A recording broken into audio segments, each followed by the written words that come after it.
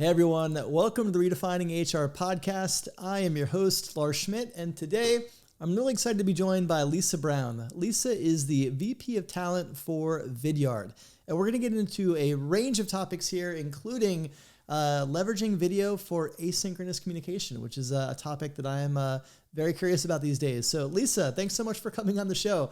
If you wouldn't mind, why don't you start by just giving the listeners and viewers a bit of an introduction and background on you? Absolutely. Well, first of all, I just want to thank you for having me join you today.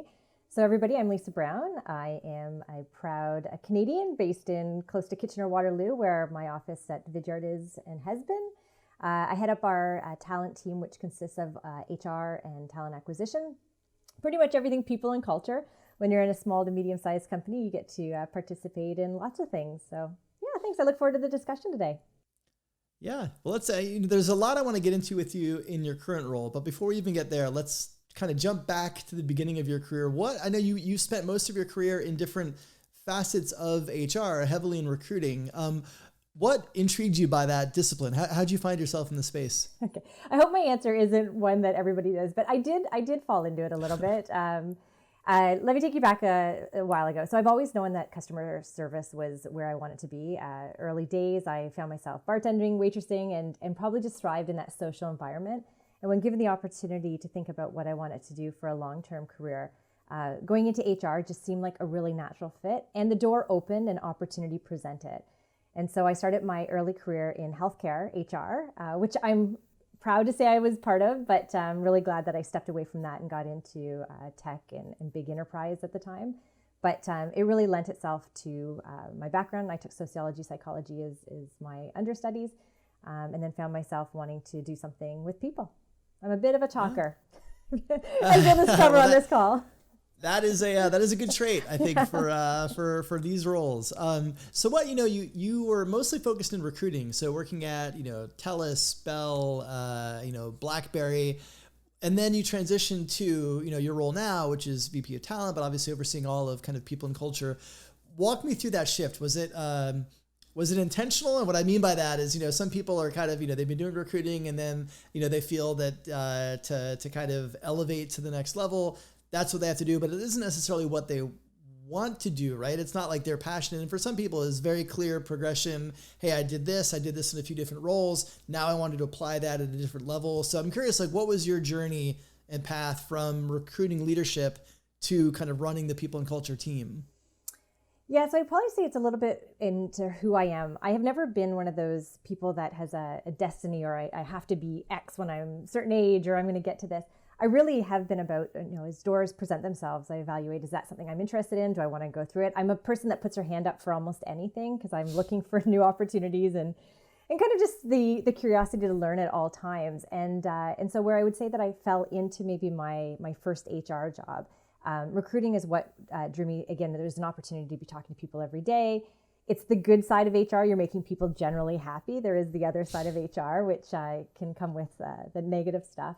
But I actually supported more back office HR. So I was designing programs, processes, systems, vendor management, project management.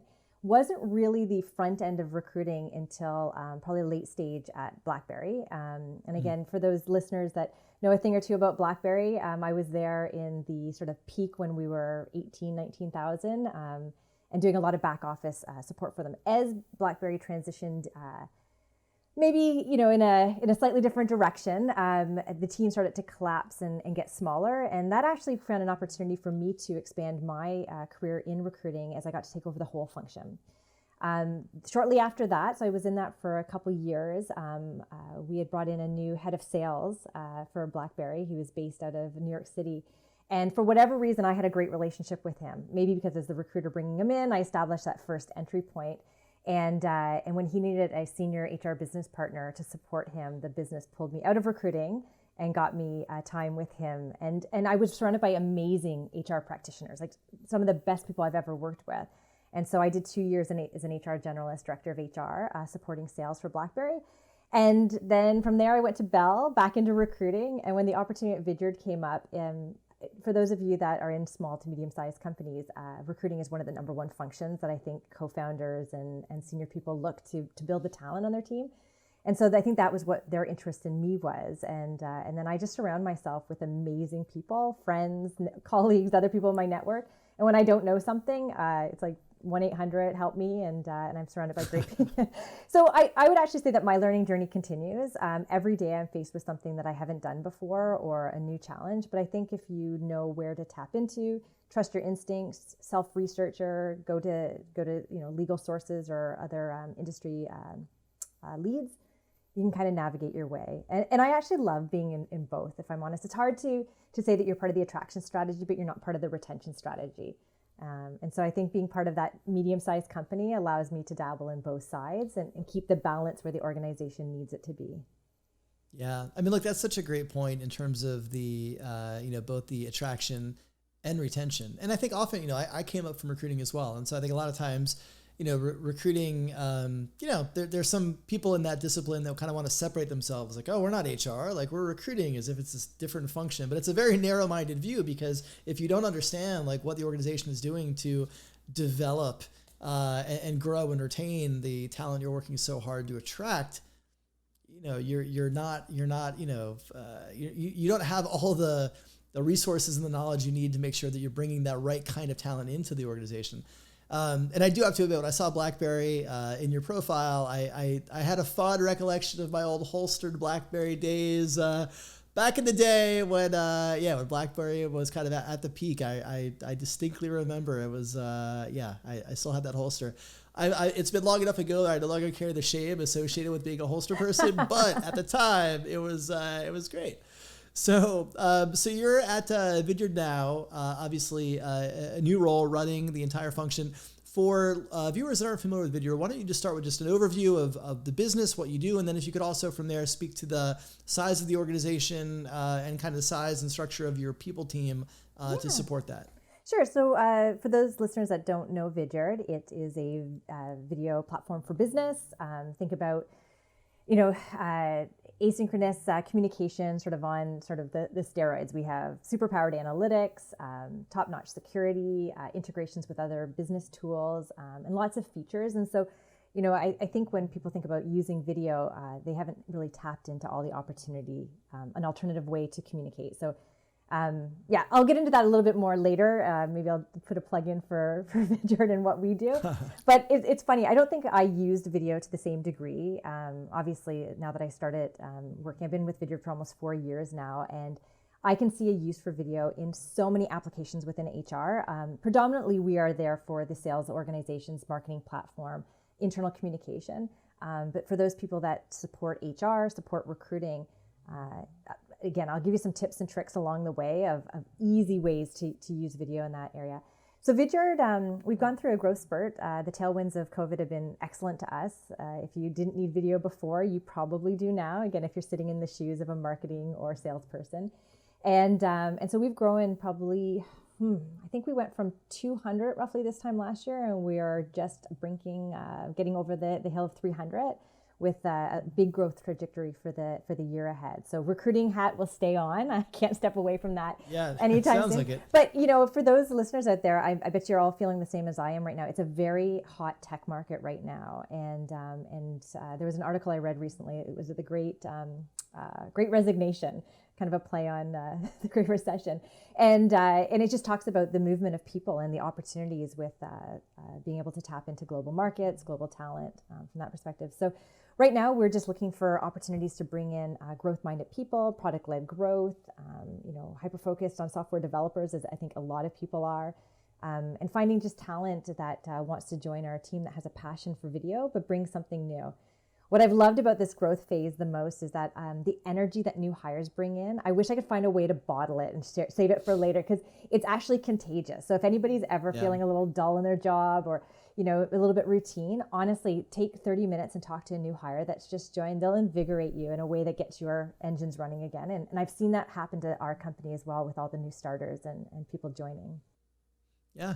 And so within the organization, obviously fueling that level of growth, I imagine you've got a sizable percentage of your people function skewed towards recruiting. But how are you set up overall, like in terms of the different functions of HR to support that size business, particularly with the growth that you're going through? So believe it or not, I used to run our recruiting team with a power of one. So I had an outstanding recruiter. She did everything end to end for us, and probably carried a rec load at that time between like 14 and 18 roles at a time.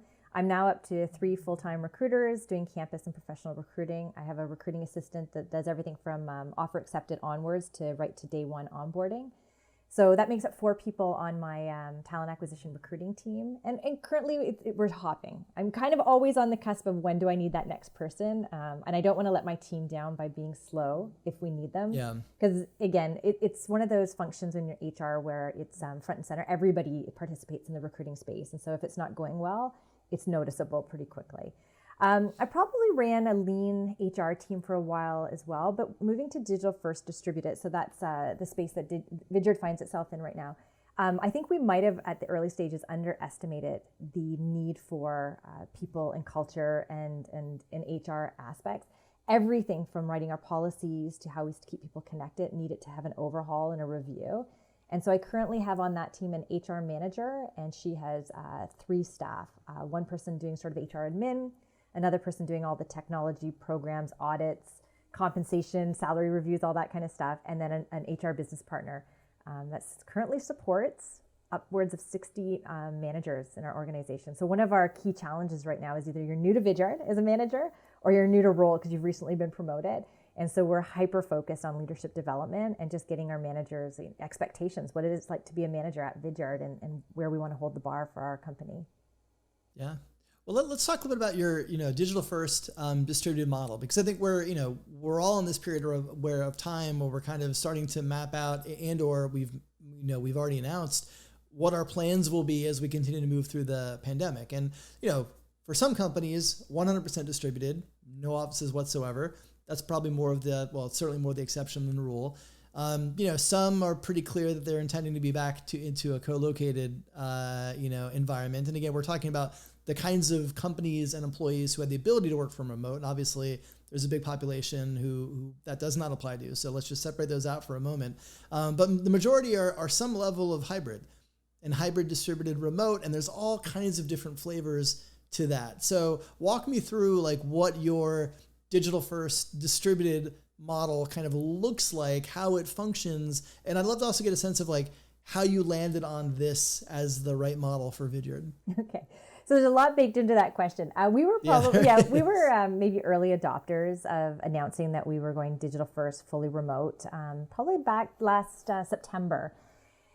The journey, take it back to March, pandemic kicks off.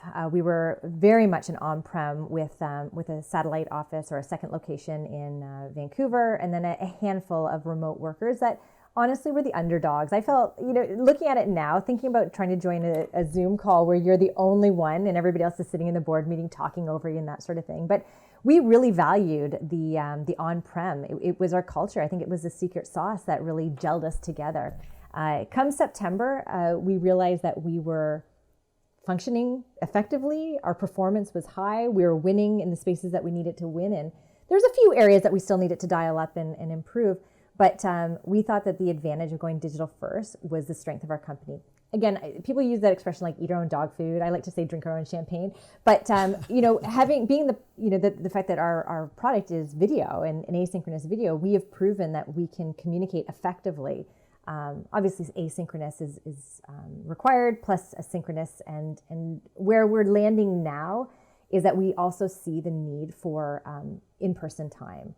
And so while we're fully distributed in digital in our recruiting practices, in our everyday setup, we're going to maintain what we're calling our collaboration hubs or collaboration centers in any area that has a dominant or a population that would warrant it. So coming from Kitchener-Waterloo as our headquarters, home base, we do have a lot of our employees still based out of there. So we're going to keep a collaboration center there. We're going to keep our collaboration center right now in Vancouver because we have a hub of people there as well that would benefit from getting together. And already our Toronto teams and other locations that have mass are talking about what's next for them. And so we want to make sure that we start, maybe kick off our first collaboration center effectively, get the rules right, make sure that we're creating sort of a fair and equal playing field. The idea of the collaboration center is to inspire you. If you're going to be doing deep work one day or you're looking for a creative brainstorm and you can take advantage of that space, go for it. In my situation, I joke about, I have a puppy at home, and if she's going to be crazy one day, maybe I'll get a better use out of going into the office. Take the commute for that day, set up in the office, heads down, really, quality work, or maybe a team member's in there that I want to plan to meet with. What we have to be careful of is that we don't create sort of the have-me's and the have-me-nots. And so we're not looking to have partial teams that occupy the space. The idea is that it's a hot desk, you sign up, you use it effectively as you need to. But if somebody on the team, if your 3 people show up and the 4th person is working remotely, they happen to be San Francisco, you're here, or just maybe they can't come in that day, you can't then resort to or revert sort of our practices to hybrid. And it's early days. I think one of the things is we got to put the guardrails up, or, I have a young daughter, the bumper cars are the bumpers in the bowling, and it just helps steer people in the right direction. Because I think some of our old habits, they're not bad habits, they're just older habits, might start to surface. We used to have something called VY First Round. It was ideas that, after work, if a group of people wanted to get together, we would toast to the first beverage, alcoholic, non-alcoholic. You just had to make a quick video of your social time. And I can see people wanting to start doing socials and that again. And I want to for sure make sure we create those environments. I have to make sure that it's created in sort of an equal playing field for all people, so nobody ever felt left out or can't contribute in the same way. Yeah.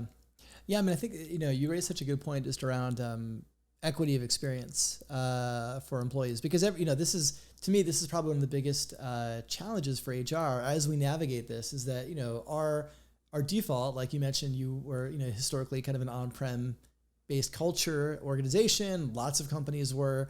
From an HR perspective, it's a lot easier to manage that. Like, everybody is in one space. They have one set of kind of guidelines and structures. And, now it's something different. And, some people are, some people aren't. Many people are in between.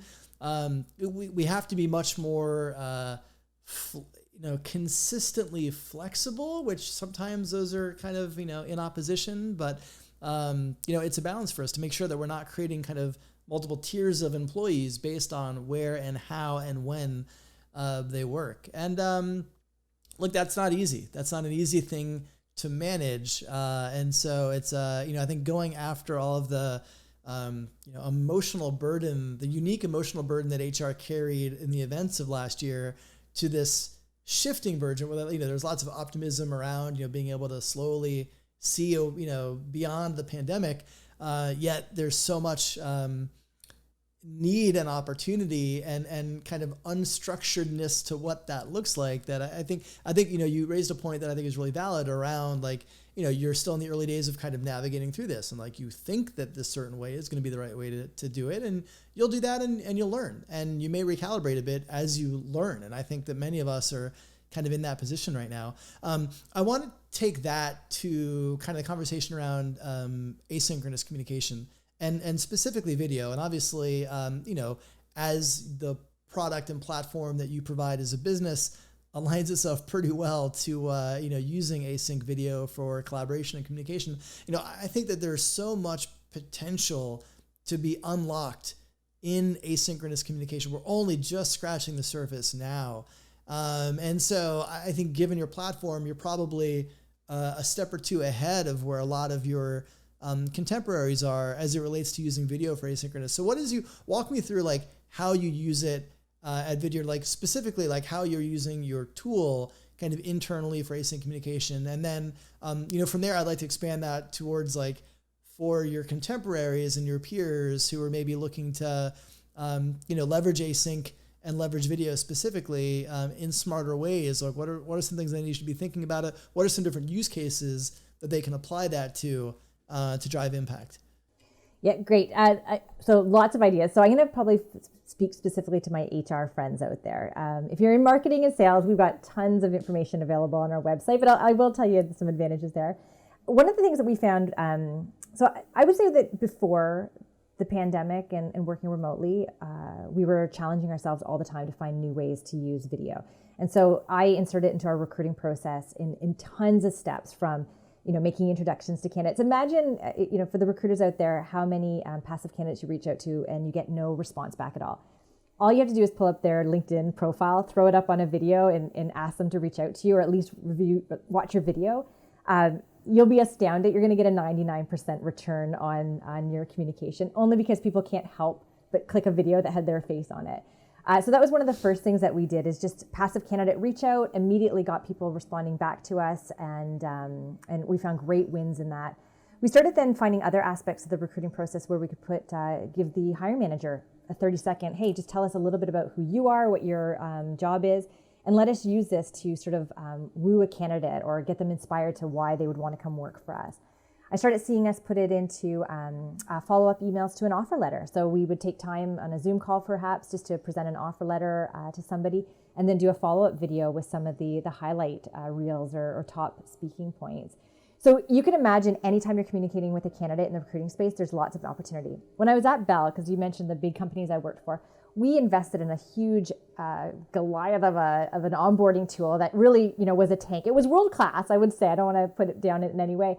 But you couldn't edit it. You couldn't adapt it for a unique hire. And something as easy as sending your new hire a quick welcome, like, hi, I'm Lisa Brown. I'm going to see you on Monday.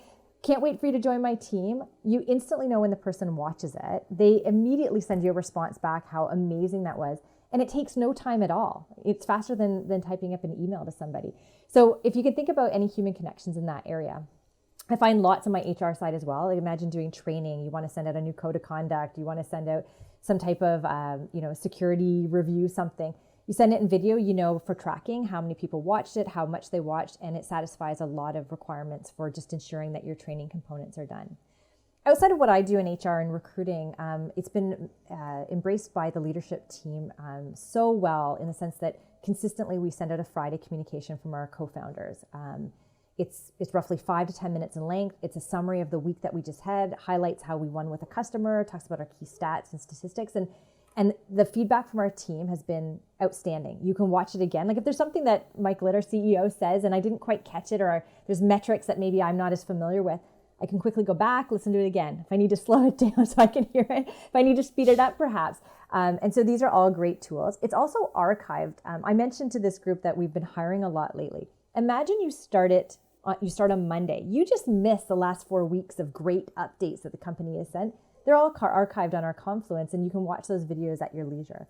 We put them into all of our onboarding materials so that we do actually we do onboarding live with video.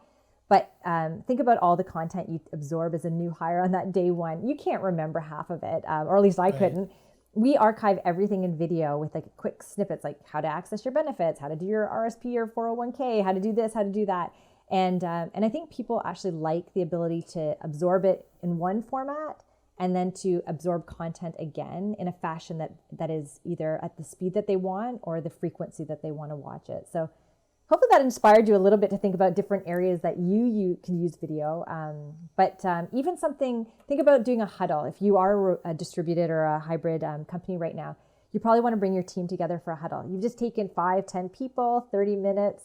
If you're a finance person, you're probably doing the math on the salary.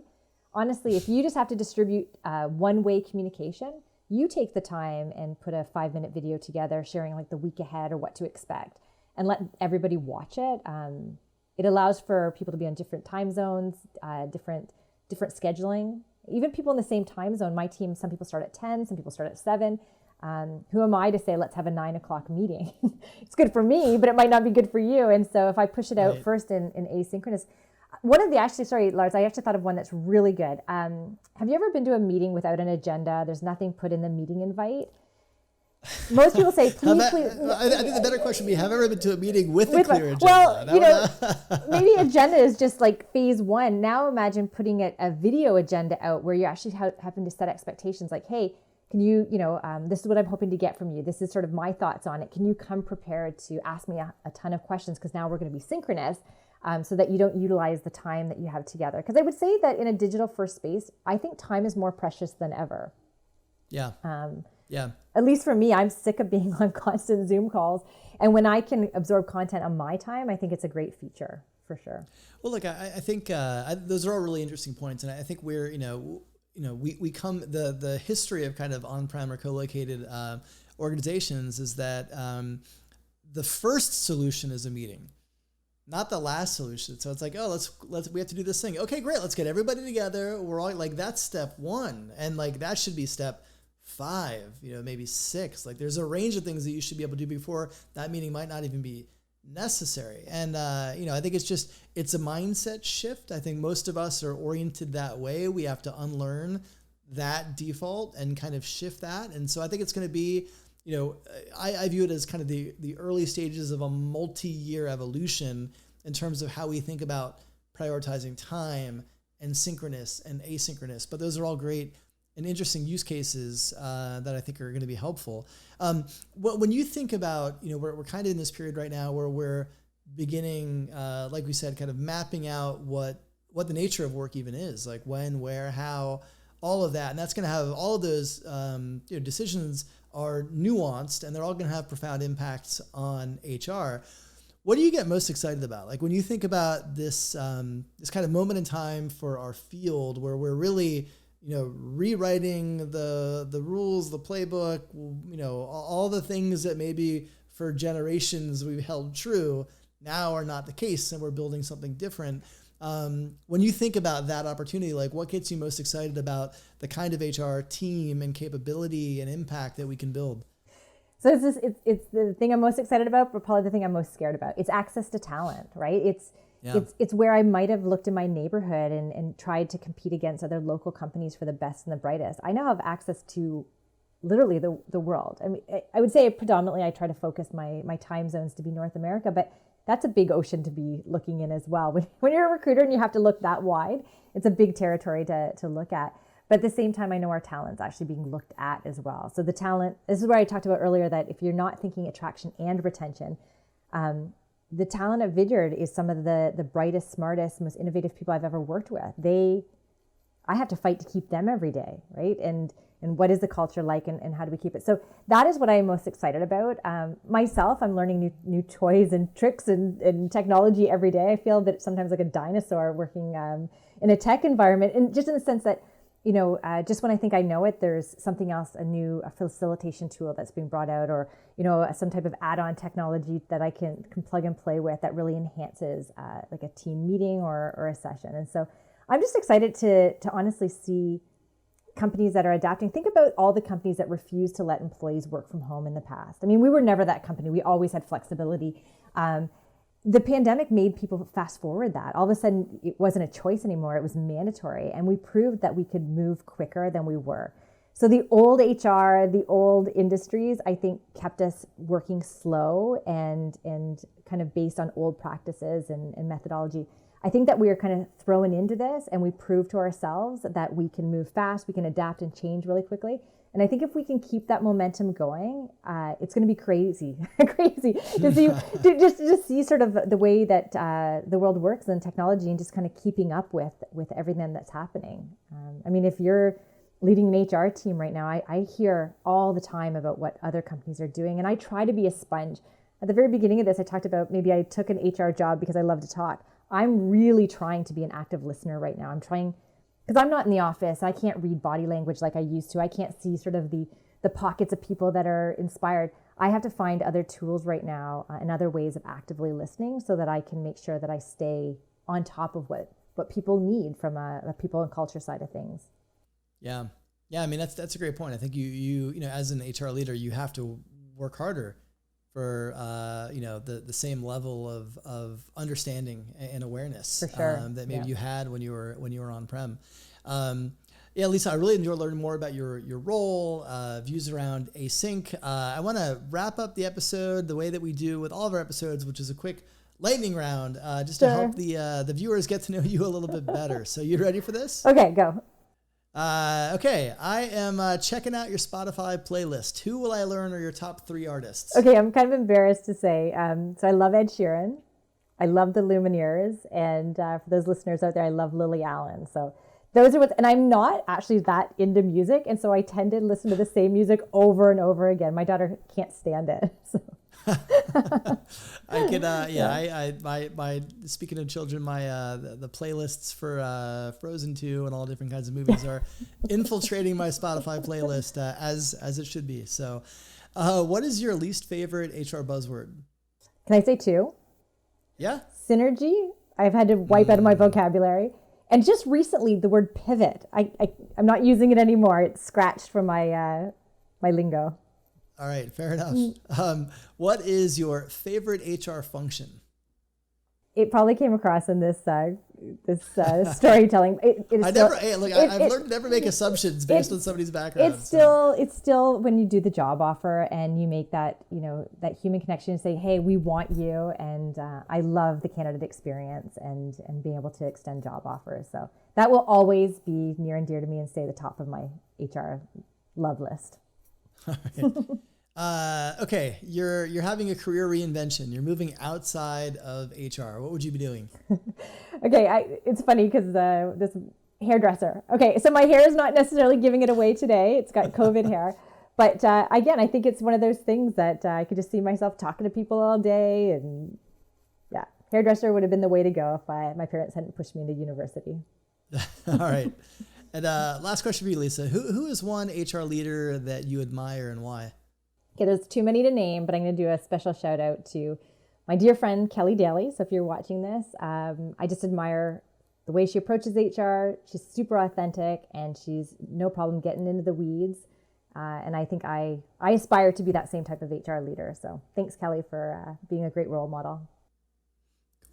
All right, well, Lisa, thanks so much for coming on. I enjoy the conversation. I appreciate you sharing your time and your experience and your wisdom with all of us. And yeah, I'm excited to see how the digital first kind of remote structure continues to play out as you continue to grow. And good luck with the rest of those hires. Great. Thanks, Lars. Thanks, everyone. Have a great day.